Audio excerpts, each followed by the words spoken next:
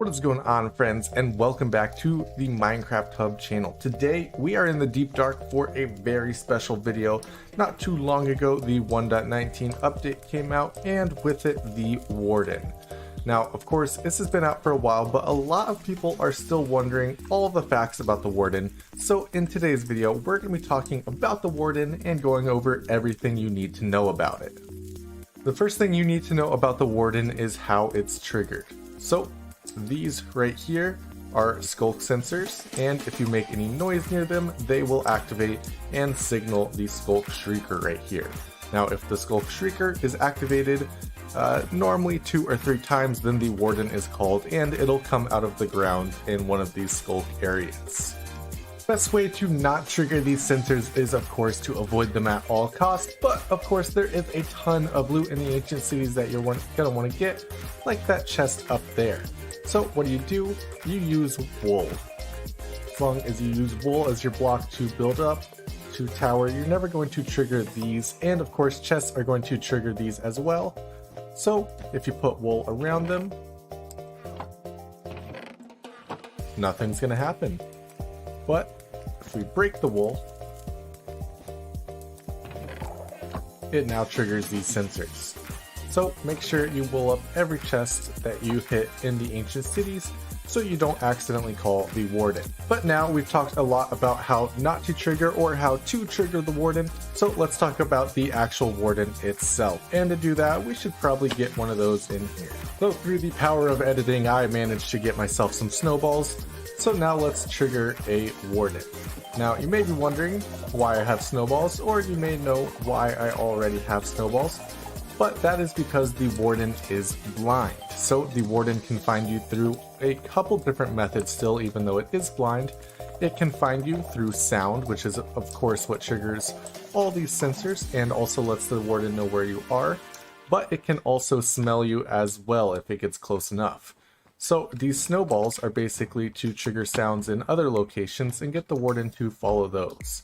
Now I'm just wandering around trying to find another shrieker, because that's what's actually going to call the Warden. These sensors actually really don't matter if you trigger them if there's no shrieker around to call the Warden at all.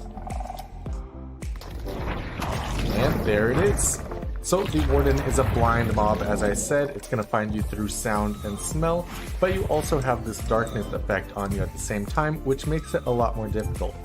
Something to note as well, as this thing will eventually kill me, is that I'm wearing full prot 4 netherite armor, so we'll get to see exactly how many hits it takes if you're wearing the best armor in the game. But let's use a snowball, and see, we've now distracted the Warden. So this is going to be your best case scenario if you do trigger the Warden for getting it off your path. Of course, walking on wool is going to help as well, which a lot of these pathways are. But it will smell you as well, so be sure to keep throwing it off your scent with these snowballs. Now the Warden will go away if it can't find you eventually, I think after a full minute, but of course it may still smell you or hear you, so you want to do your best to try to get the Warden away from you.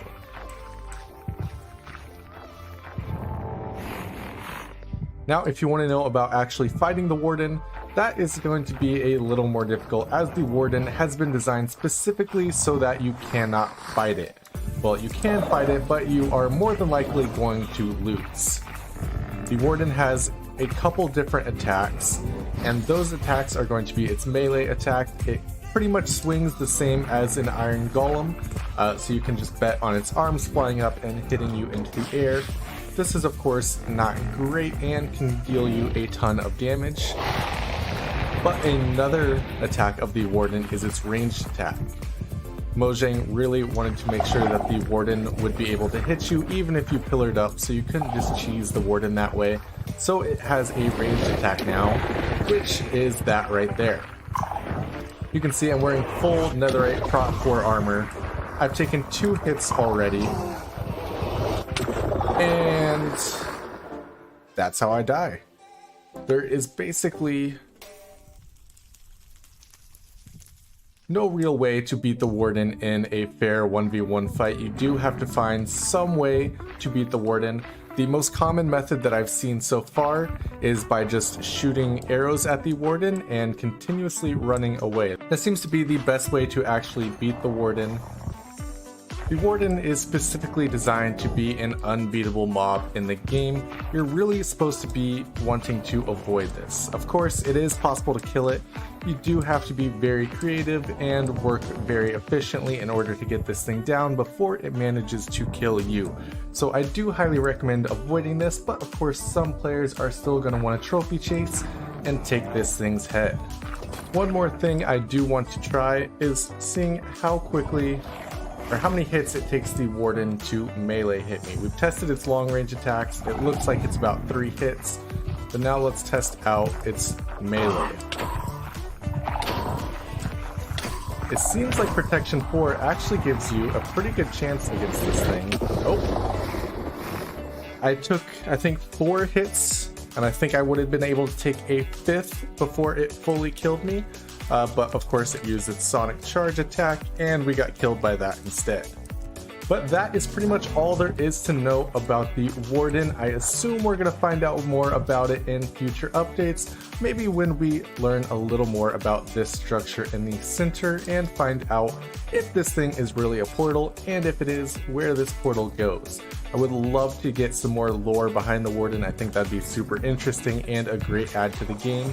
If you guys have any more questions or any theories about the Warden's past, go ahead and drop those in the comment section down below. I'd love to read through some of them because there could be just really an infinite possibility of where this guy came from, and of course there may still be some questions about him out there. So be sure to comment anything you have about the Warden down below, and if you're new to our channel, hit that subscribe button as well. Also, if you learned anything new about the Warden in today's video, be sure to drop a like on this video.